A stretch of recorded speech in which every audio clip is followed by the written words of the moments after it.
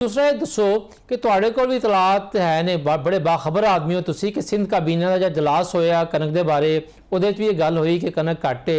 फिर जो इस्लामाबाद 2 दिन पहले इजलास होया उहदे विच भी सिंध हुकूमत ने भी यही गल कही है कि कनक इंपोर्ट करनी पै सकती है। तुहाडी की राय है?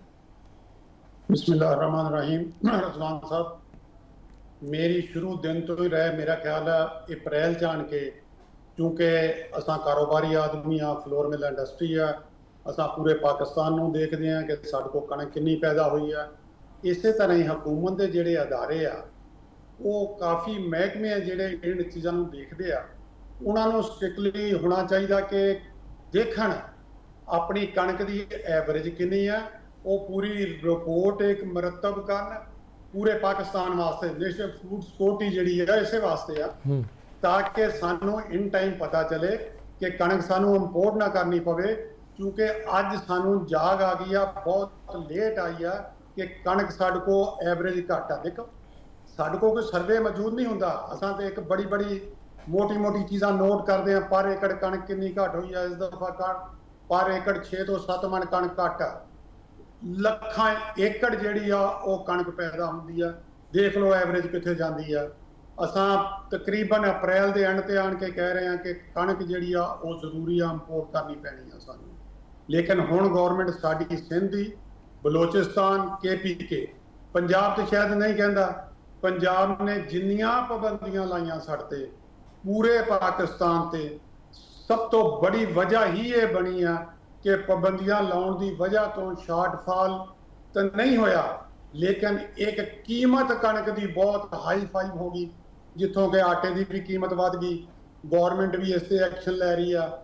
इनू फ्री मूवमेंट होनी चाहिए, ना कणक की कीमत बढ़े ना आटे की कीमत बढ़े। दूसरी जी अहम गल मैं करना चाहता जी, देखो अज दे दिन पूरे पाकिस्तान फूड डिपार्टमेंट या Punjab government, Sindh government, KPK, Sindh government, Balochistan government 1 रुपया सबसिडी नहीं दे रही। पाकिस्तान का कोई नुकसान नहीं हो रहा, पाकिस्तान अज 1 रुपए का नुकसान नहीं कर रहा।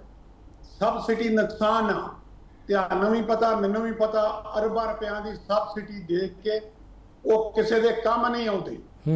अज कोई 1 रुपया सबसिडी नहीं है, आवाम को आटा नहीं मिल रहा।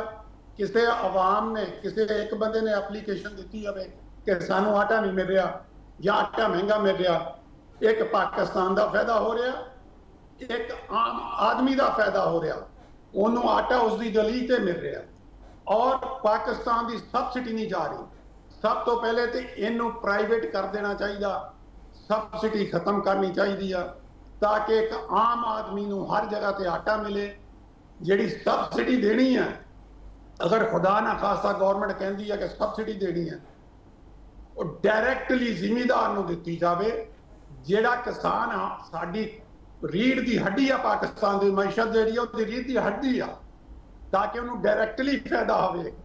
अगर किसान को डायरैक्टली फायदा होगा उसका पूरा पाकिस्तान फायदा चुकेगा। इस वास्ते अगर ज़रई मुल्क होने के नाते ना साडा पाकिस्तान ज़राअत पे डिपेंड करता, सही इस वास्ते वो सबसिडी एक किसान को दी जाए ताकि पूरा पाकिस्तान उस तो फायदा चुके।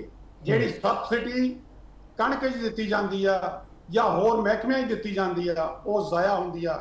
मेरी इल्तजा है सारिया गौरमेंटा वास्ते, फेडरल गौरमेंट वास्ते इस कारोबार को आज़ाद कर दिता जाए। लेकिन हाई साहब तुसी तो बहुत अरसे तो सबसिडी के खिलाफ हो, तुसी नहीं जड़ा फंक्शनल फ्लो मिलर है जड़ा कि कारोबार करता है वो तो हमेशा कहता है कि कारोबार आज़ाद हो, कोई सबसिडी ना हो।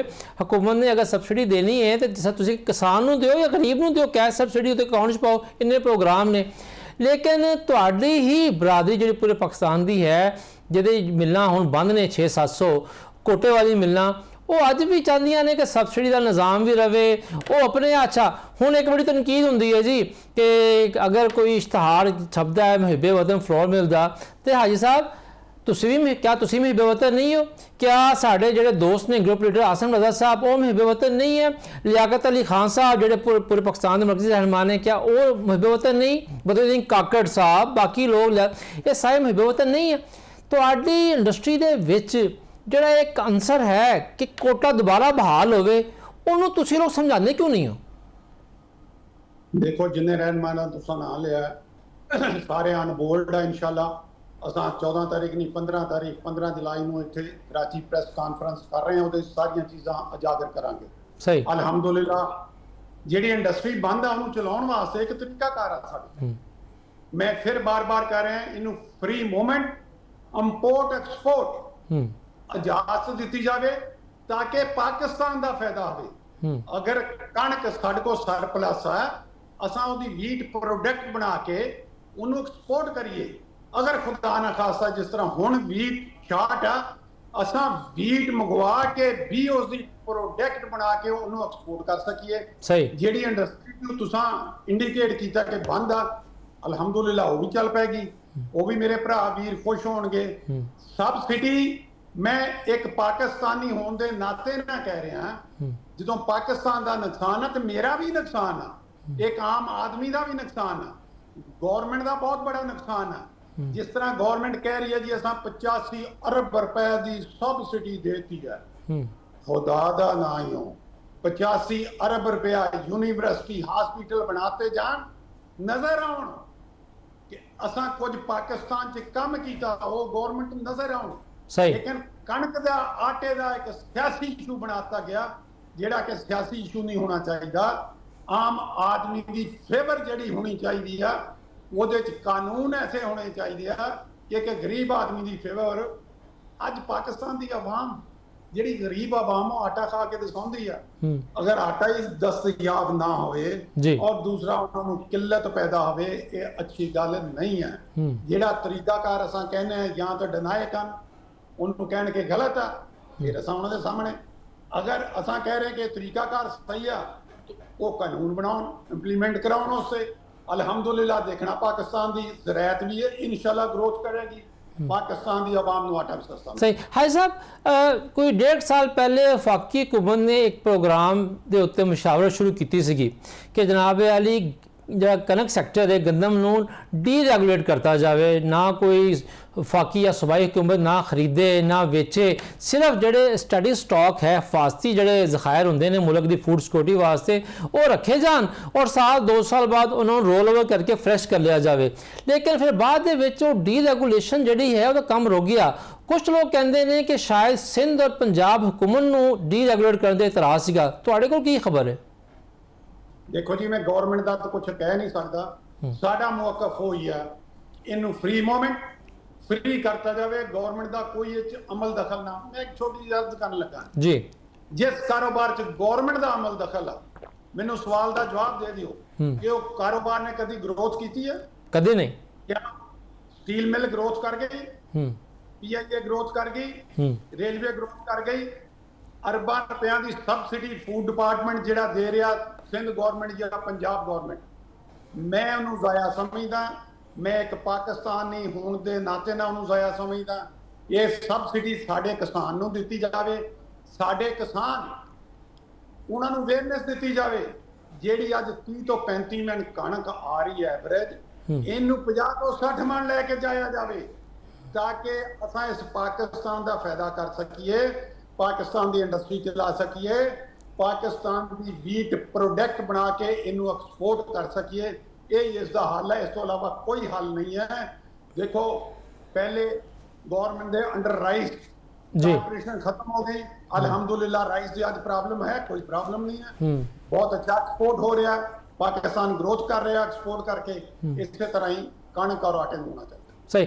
ਅੱਛਾ ਹਾਜੀ ਸਾਹਿਬ, ਜਦੋਂ ਕਣਕ ਇੰਪੋਰਟ ਦੀ ਗੱਲ ਹੁੰਦੀ ਹੈ ਤੇ ਕੁਝ ਪ੍ਰਾਈਵੇਟ ਲੋਕ ਔਰ ਕੁਝ ਹਕੂਮਤੀ ਲੋਕ ਇੱਕ ਬਹਾਨਾ ਖੜਦੇ ਨੇ ਜੀ ਕੀ ਲੋੜ $1 ਅਰਬ ਦੀ ਕਣਕ ਮੰਗਵਾਉਣ ਦੀ। ਲੇਕਿਨ ਹਾਜੀ ਸਾਹਿਬ, ਇਹ ਤਾਂ ਦੇਖੋ ਨਾ ਕਿ ਕਣਕ ਆਏਗੀ ਤੇ ਮੁਲਕ ਦਾ ਸ਼ਾਰਟਫਾਲ ਖਤਮ ਹੋਏਗਾ, ਆਟਾ ਥੱਲੇ ਰਹੇਗਾ। ਦੂਜੇ ਪਾਸੇ ਸਾਡੀ ਹੁਕੂਮਤ ਜਿਹੜੀ ਹੈ ਉਹ $1.5 ਅਰਬ ਦਾ ਇੱਕ ਸਾਲ 'ਚ ਮੋਬਾਈਲ ਫੋਨ ਮੰਗਵਾ ਲੈਂਦੀ ਹੈ। ਮੋਬਾਈਲ ਫੋਨ ਜ਼ਿਆਦਾ ਜ਼ਰੂਰੀ ਹੈ ਕਿ ਕਣਕ ਜ਼ਿਆਦਾ ਜ਼ਰੂਰੀ ਹੈ? ਦੇਖੋ ਜੀ, ਮੈਂ ਤਾਂ ਕਹਿ ਰਿਹਾ ਕਿ ਕਣਕ जिस नजरिए ना तुसा कह रहे हो बहुत अच्छा, लेकिन मेरा फिर वही सवाल आ, वही मौकफ आ, किसान ਨੂੰ ਸਬਸਿਡੀ ਦੇ ਕੇ ਕਿਸਾਨ ਨੂੰ ਅਵੇਅਰਨੈਸ ਦਿੱਤੀ ਜਾਵੇ, ਬੀਜ ਉਹਦੀ ਲਾਗਤ ਘਟਾਈ ਜਾਵੇ। ਯੈਸ, ताकि प्रोडक्शन ज्यादा हो सके पर एकड़ 60-65 ते समान तई जावे असा हमेशा एक्सपोर्टर बन जाए यार। रिजवान साहब पाकिस्तान एक सोने की चिड़िया जरिए मुल्क आपसी निजाम बहुत अच्छा है असा इस तो फायदा क्यों नहीं चुक रहे। साडी बहुत बड़ी नलैकी है साडी विद हुकूमत सब दी नलैकी है कि यार किसान अगर जिंदा तो पाकिस्तान जिंदाबाद है। सही किसान जिन्नी जिन्नी मदद की जाती है मैं समझदा कि जिन्नी सबसिडी है जो गवर्नमेंट उन्होंने वास्ते कर सकती है किसान ऐसा एक पाकिस्तान च जिन्नी मेहनत कश मेहनत करता ਉਹਨੂੰ ਉਹਦਾ ਸਿਲਾ ਨਹੀਂ। ਸਹੀ। ਅੱਛਾ ਹਾਈ ਸਾਹਿਬ ਜੀ ਹਾਈ ਸਾਹਿਬ ਤੁਸੀਂ ਕਰਾਚੀ ਬੈਠੇ ਹੋ ਤੁਹਾਡਾ ਹਰ ਪਾਸੇ ਰਾਬਤਾ ਹੈ ਇੰਟਰਨੈਸ਼ਨਲ ਮਾਰਕੀਟ 'ਚ ਵੀ ਰਾਬਤਾ ਹੈ। ਇੱਥੇ ਇੱਕ ਚੀਜ਼ ਦੱਸੋ ਕਿ ਜਿਸ ਤਰ੍ਹਾਂ ਕਿ ਇਸ ਟਾਈਮ ਜਿਹੜਾ ਹੈ ਜਿਹੜੀ ਕੀਮਤਾਂ ਵੱਧ ਰਹੀਆਂ ਨੇ ਇਹਦੀ 2-3 ਵਜੂਹਾਤ ਨੇ। ਇੱਕ ਤੇ ਇਹ ਹੈ ਕਿ ਜਦੋਂ ਦਾਣੇ ਘੱਟ ਹੈ ਨੇ ਤੇ ਜਿਹੜਾ ਬ੍ਰੋਕਰ ਹੈ ਜਾਂ ਬਾਕੀ ਸਟਾਕਿਸਟ ਹੈ ਉਹਨੇ ਤਾਂ ਜ਼ਾਹਰੀ ਗੱਲ ਹੈ ਕਿ ਰੇਟ ਵਧਾਉਣਾ ਹੈ ਨਾ। ਔਰ ਦੂਜਾ ਜਿਹੜਾ ਹੈ ਉਹ ਜਿਹੜੀ ਹਕੂਮਤੀ ਪਾਬੰਦੀਆਂ ਹਰ ਜਗ੍ਹਾ ਤੇ ਲੱਗੀਆਂ ਨੇ ਪਕੜ ਦਗੜ ਉਹ ਵੀ ਹੈ। ਹੁਣ ਇਹ ਸੂਰਤ ਹਾਲ ਹਜੇ ਚੱਲ ਰਿਹਾ ਵਾ ਜੁਲਾਈ ਔਰ ਜਿਸ ਤਰ੍ਹਾਂ ਕਿ ਅਗਲੇ ਸਤੰਬਰ ਅਕਤੂਬਰ ਦੇ ਵਿੱਚੋਂ ਜਿਹੜਾ ਡਿਮਾਂਡ ਵਧਣਾ ਸ਼ੁਰੂ ਹੋ ਜਾਂਦੀ ਆਟੇ ਦੀ ਸਰਦੀਆਂ ਦੇ ਵਿੱਚ ਟੌਪ ਤੇ ਪਹੁੰਚ ਜਾਂਦੀ ਹੈ। अगर वाकई हुकूमत समझती है कि शॉर्टफॉल है और पूरा करने वास्ते 15-20 लाख टन मंगवानी है तो तुहाडा तजर्बा की कहता है कि टाइमलाइन किस वेले जो हुकूमत ने फैसला करके तो प्राइवेट सैक्टर को अलाउ करना चाहिए है और कदों तक जो है पहला जहाज़ पाकिस्तान आना चाहिए? देखो जी मैं फिर सवाल का जवाब देना कि पाकिस्तान के बहुत अदारे ने जिहड़ा इन्हां चीज़ों पर नज़र रखते हैं उन्होंने एक्टिव होना चाहिए। सब तो पहले उन्होंने ये देखना चाहिए पाकिस्तान च कणक कितनी पैदा हुई आ पाकिस्तान की आबादी कितनी आ पाकिस्तान की रिक्वायरमेंट कितनी आटे की। फिर उन्होंने ये फैसला करना चाहिए कि सानू रिक्वायरमेंट कितनी सी साडी पैदावार कितनी हुई आ सानू किस टाइम से कणक इंपोर्ट करनी चाहिए आ अगर फालतू हुई आ तो एक्सपोर्ट किस टाइम से करनी चाहिए। मैं थोड़ा ये वजाहत कर देवां।